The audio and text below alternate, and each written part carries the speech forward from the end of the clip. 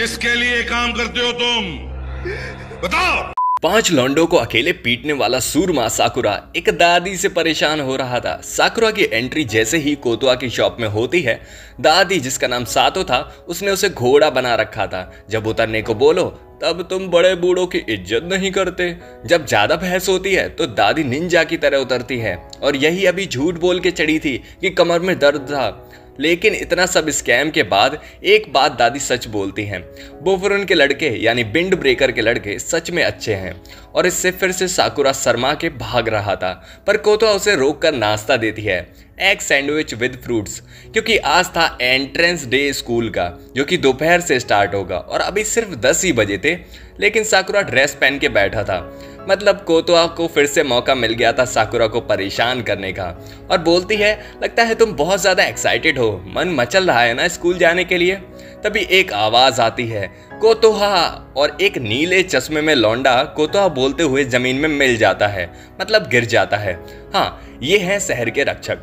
वैसे इनका नाम है नेरेई, थैंक्स टू दादी, और ये इसी शहर के हैं। प्लस वो अपने बस नए कपड़े दिखाने आया था कोतोआ को, जिस पर प्राइस टैग अभी तक लगे थे। खैर जमीन पर लौटने के बाद, टैक्स निकालने के बाद साकुरा हैरान था कि ये फॉरेन में है, वो भी सेम ग्रेड में। खैर नेरे भी साकुरा को पहली बार देख रहा था तो वो यहाँ का नहीं लग रहा था, ये तो उसके हुलिये से ही पता चल रहा था, बाल और आंखें देखकर, जिस पर फिर से साकुरा गुस्सा होता है। लेकिन लड़ाई की जगह पर नेरे उसकी दुखती नस पर हाथ रख देता है कि दोस्त, मुझे पता है बहुत दुख रहा होगा जीवन में, वो भी इस बालिक उम्र में, कोई ना होता है। जिस पर कोतोआ की हंसी निकल जाती है। फिर निरई अपनी एक किताब निकालता है साकुरा के बारे में लिखने के लिए और फालतू के डिटेक्टिव वाले सवाल कर रहा था। क्यों आना हुआ होगा दया एक काले सफेद बाले लड़के का यहाँ पर, क्या मजबूरी रही होगी, अब क्या करें। यही निरई है, क्योंकि नॉर्मली लोग फॉरेन ज्वाइन नहीं करते। निरई अपनी गाथा बोफरेन के लिए गा रहा था, तब तक साकुरा नाश्ता कर लेता है और उसके सारे सवाल का एक ही जवाब था, वो विंड ब्रेकर में टॉप स्पॉट लेने आया था, क्योंकि अच्छा है हीरो बनना इस शहर के लिए। लेकिन मजे वाली बात है कि ये लोग स्ट्रांग भी हैं, तो ये साकुरा के लिए काफी है कि वो उनको हराकर बेस्ट बनेगा। पर निरई का भी एक ही जवाब था कि ऐसी चीजें नहीं कहना चाहिए जो हो ना सके, क्योंकि अगर ऐसा बोलोगे और इन चीजों के पीछे भागोगे तो बाल झड़ जाएंगे तब तक। जिस पर फिर से कोतोआ हंसती है। तभी साकुरा बाहर मिलने को बोलता है कि बेटा अभी तू बाहर मिल, पर निरई उसको इग्नोर करते हुए कोतोआ से बोलता है कि अरे यार लेट हो गया, क्योंकि उसे अभी टाउन के 3 चक्कर लगाने थे एंट्रेंस सेरेमनी से पहले, क्योंकि आज से वो इंसाफ का हीरो था। हाँ, पर इंसाफ ऐसे ठोकर नहीं खाता और गिरता भी नहीं। कोतोआ पूछती है कि कैसा लगा वो। साकुरा क्या ही बोले, जिंदगी में ऐसे लौंडे पहली बार देखे थे, ऐसे लड़के फॉरेन में होंगे तो क्या ही होगा। कोतोआ बोलती है कि तुम हुलिया देखकर जज कर रहे हो, लेकिन साकुरा कपड़ों पे नहीं बल्कि एक्सपीरियंस से बोल रहा था कि ऐसे स्टाइल वाले लड़के फाइट में पहले पिटते हैं और इनसे गया गुजरा कोई नहीं होता। कोतोआ बोलती है कि तुम सच में जज कर रहे हो, पर साकुरा ने ये कई बार देखा था। तभी कोतोआ कॉफी देते हुए पूछती है कि कॉफी के फल का कलर कौन सा होता है, पता है तुम्हें। साकुरा बोलता है कि ब्राउन होता होगा शायद, पर ऐसा नहीं होता। पहले कोतोआ को भी यही लग रहा था, पर कॉफी चेरी की तरह लाल होती है। और ये बात हमें ये बताती है कि लोगों को जब हम एक नजरिए से देखते हैं तो उनकी असली शेप समझ में नहीं आती। तुम फ्री हो कुछ भी सोचने के लिए, पर ऐसे ही सोचना कुछ भी सही नहीं होगा।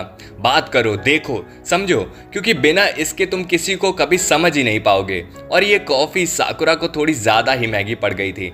साकुरा पूछता है, क्या वो सच में फाइट में अच्छा है। कोतोआ का सारा ज्ञान धरा का धरा रह गया था, क्योंकि साकुरा के लिए फाइट में अच्छे हो या नहीं हो यही मैटर कर रहा था। तभी गलियों पे चलते हुए और कोतोआ का ज्ञान सोचते हुए साकुरा चले जा रहा था, पर तभी एक ब्रेड से भरी थाली उसके सामने उसका रास्ता रोक लेती है। दुकान वाला साकुरा को एज अ थैंक्स बोलने में ऑफर कर रहा था कि कल की लड़ाई में उसने काफी मदद की थी। साकुरा मना करता है कि मुझे भूख नहीं है, पर वो लोग पैक करके दे देते हैं। और ये सिलसिला अब एक के बाद एक, फ्रूट्स, मीट, शराब से लेके हर चीज अब साकुरा के पास थी। और ये सब साकुरा के दिमाग के ऊपर था कि ये क्यों और क्या लोग हैं यहाँ के, और मेरे से इतना चिपक क्यों रहे हैं। क्या कहीं मैंने ही अपने आप को कुछ ज्यादा ही बुरा तो नहीं मान लिया, जबकि इनकी नजर में मैं ऐसा ना हूं। तभी एक लड़की उसके पास आके बोलती है कि तुम फॉरेन से हो ना, मदद करो मेरी। उधर निरई को पीटा जा रहा था, क्योंकि गुंडे लोग तो बस लड़की के मजे ले रहे थे, पर निरई ने उन्हें रोक दिया, क्योंकि कितने शरीफ है ना ये लोग, ये बस लड़की को छेड़ रहे थे। निरई की गलती है कि उसने क्यों रोका। और मजाक बनाते हैं कि विंड ब्रेकर्स शहर को नहीं बचाएं, पहले खुद को बचाना सीखें। पर तभी निरई उसे कस के पकड़ता है। गुंडे भाई लोग हटाकर बोलते हैं, अबे तू क्या हीरो बनेगा, घर जाके मम्मी के पल्लू से रो जाके।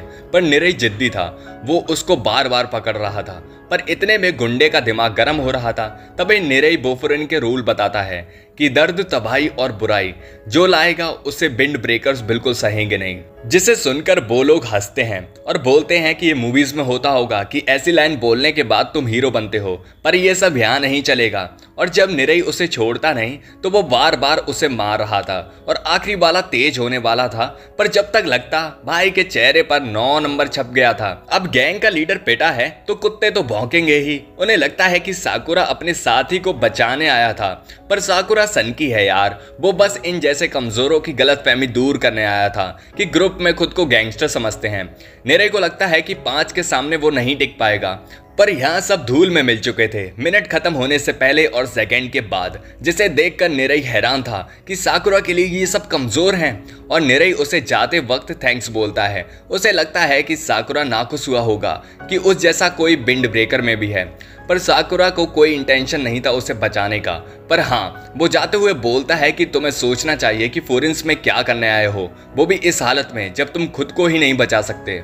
पर कहानी दुखद है। बचपन में लोगों से पिटना डेली का काम था निरई का, और पिटने से बचने के लिए उनकी बात मानना। लेकिन एक दिन फूरिन ने उसे बचाया और तब से उसके जैसे बनने का सपना निरई का हो गया।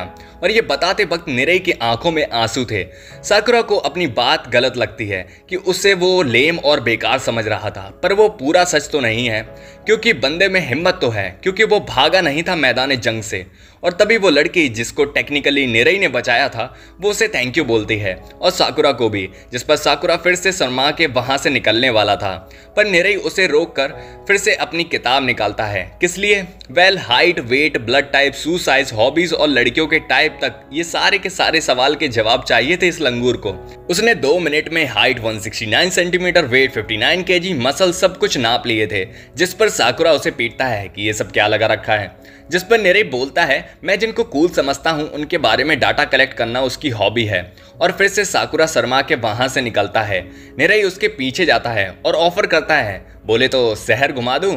साकुरा बोलता है कि तुम्हें क्या लगता है, मुझे इतना भी नहीं पता कि मेरा स्कूल कहाँ पर है। निरई बोलता है कि वो बात नहीं है, पर लड़ाई भले ही वो ना कर पाए, पर शहर को घुमाने के मामले में वो नंबर 1 पर है, तो चलो। और वो उसे पकड़ के ले जाता है। तभी स्कूल से लेट हो रहा था और साकुरा को अपने ब्रेड की पड़ी थी, पर निरई को लेट लग रहा था, वो भी पहले ही दिन। और वो लोग फाइनली चले ही जाते हैं। और सच में ये स्कूल है, ये तो गैंगस्टर्स का हाइड आउट और हेडक्वार्टर लग रहा है। और यहाँ थे वो विंड ब्रेकर्स। तभी अंदर जाने से पहले वो लिस्ट चेक करते हैं कि कौन किस किस क्लास में है, और निरई और साकुरा सेम क्लास में थे। तभी और बच्चों के नाम पढ़ने के बाद निरई एक्साइटेड हो जाता है। साकुरा को लगता है कि शायद वो इन बच्चों को पहले से जानता होगा, पर ऐसा कुछ भी नहीं था। ये बस पागल है, इसे डाटा कलेक्ट करना ही पसंद है। साकुरा का मानना था कि इससे कोई फर्क नहीं पड़ता कि तुम्हारे साथ कौन पढ़ता है, पर निरई को ये जरूरी लगता है। तभी निरई की फट गई थी, किसी का तो नाम पढ़ गए, क्योंकि उसके साथ एक क्लास में होने से निरई की सारी एक्साइटमेंट मर गई थी। निरई बोलता है, एक वादा चाहता हूँ प्रभु साकुरा, प्लीज क्लास में फ्रेंडली रहना, प्रेम भाव से रहना। पर साकुरा की शक्ल देख के लगता है कि इस पे प्रेम भाव है भी। निरई समझाता है कि देख भाई, तू बाहर का है और बाहर के लोगों को यहाँ के बोफरेंस गलत समझ सकते हैं कि क्यों आया है यहाँ पर, तो थोड़ा शांति से, प्यार से, क्योंकि एक गलत कदम और पूरा स्कूल तुम्हारे खिलाफ हो जाएगा। पर साकुरा एज ऑलवेज लड़ाई के लिए तैयार था, क्योंकि वो यहाँ पर रूल करने आया था, भीड़ में चलने नहीं। और झटके से गेट खोलता है और पूरी क्लास, भाई साहब फुल गैंगस्टर माहौल, कोई बॉडी बना रहा है तो कोई मोबाइल में लगा है। लेकिन अब सब साकुरा को घूर रहे थे। निरई को माहौल बिगड़ता हुआ दिख रहा था। तभी एक इयरिंग वाला लड़का पास आता है। निरई को पता था कि इयरिंग्स वाला सुओ है, लेकिन वो फिर भी पूछता है कि तुम। सुओ बोलता है कि मेरा नाम लियोनार्डो डिकैप्रियो है, वही टाइटैनिक वाला। साकुरा पागल हो रहा था। Oh you are from America, I am Sakura. Nirei बोलता है कि तुम सुओ हो ना, और मजाक कर रहे हो ना। सुओ बोलता है कि हाँ, लोग मुझे इस नाम से भी बुलाते हैं। निरई को लगा नहीं था कि सुओ मजाकिया होगा, पर यहाँ पर उल्टा था।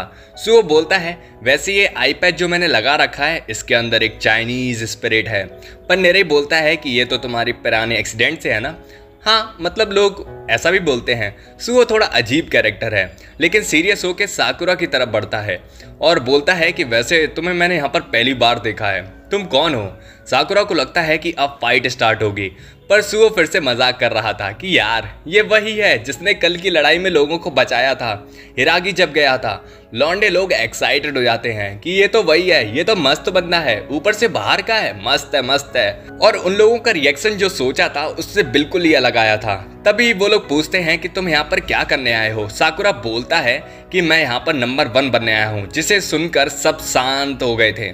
और तभी निरई बोलता है कि अरे ये कुछ नहीं बोल रहा, ये तो बस मजाक कर रहा था यार, कुछ नहीं। तभी एक टेबल उसके मुंह के पास से निकलती है कि आ गया था जिसका निरई को डर था। इस पूरे क्लास का ही नहीं बल्कि स्कूल का सबसे खतरनाक लड़का Kyotaro Sugishita, mad dog of Wind Breaker. और दूसरे मुक्के में तो पूरा क्लास हिल गया था और निरई को तो सुओ ने बचाया था। अब देखते हैं कि क्या होगा साकुरा का, क्योंकि उसे ऐसे मैड डॉग पसंद हैं। बोले तो वीडियो खत्म। आज के लिए इतना ही, बाकी मिलते हैं नेक्स्ट एपिसोड में, पर तब तक के लिए bye bye, sayonara and arigato for watching.